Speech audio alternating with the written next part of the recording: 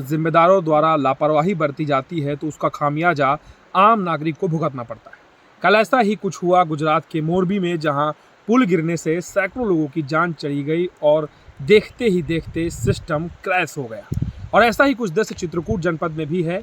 मैं इस समय मऊ गुरदरी के पास हूँ, जहाँ पे पन्ना नाला, जो कि मानिकपुर को डभौरा यानी कि उत्तर प्रदेश को मध्य प्रदेश से जोड़ता है, वहाँ के जो पीछे का दृश्य है वो जिला मुख्यालय से तकरीबन 55 किलोमीटर के पास के लगभग का है। और यहाँ पे जो रपटा बना था, जिसे रपटा कहा जाता है, जिसे पुल भी कह सकते हैं, उसकी हकीकत देखिए आप, किस तरीके की गुणवत्ता थी, जिससे पानी के तेज बहाव के बाद ये रपटा बह गया और उसके बाद जो सच्चाई है वो सामने आई। यानी कि जो लोगों द्वारा कहा जाता है कि बरसात का जो पानी होता है वो गुणवत्ता को चेक करने के लिए पर्याप्त होता है, और कुछ ऐसा ही हुआ है इस विकास कार्य में, जिससे ये नहीं कहा जा सकता कि ये जो गुणवत्ताहीन काम हुआ है उस जिम्मेदारों ने कैसे इसको कर डाला। और इसके बाद अब जब यहाँ पे आप देखेंगे कि जो इसका लेवल था इस पूरे रपटे का, इसमें सिर्फ आपको ये जो मेरी एक उंगली है इसके बराबर ही सिर्फ यहाँ पे गिट्टी और मसाला है।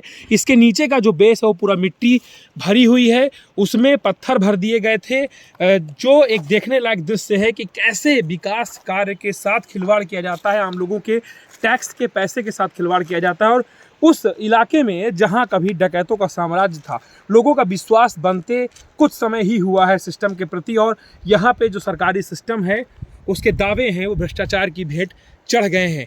ये जो इलाका है वो इसलिए भी खास है क्योंकि ये बरदहा नदी के तेज बहाव के कारण और ज़्यादा परीक्षाएं लेता है गुणवत्तापूर्ण कार्यों की। और ऐसे में ये वो क्षेत्र भी है जिसके कुछ दिनों पहले ही धारकुड़ी का संपर्क मार्ग, जो कि कई बड़े मंत्रियों और कई बड़े नेताओं के सीधे प्रभाव के बाद बना था, वो भी बह गया था। और कुछ ऐसा ही हुआ है इस पन्ना नाले के पास बने रपटे का हाल, जो कि आज भी कई जगहों से बहा है। आप आगे देखेंगे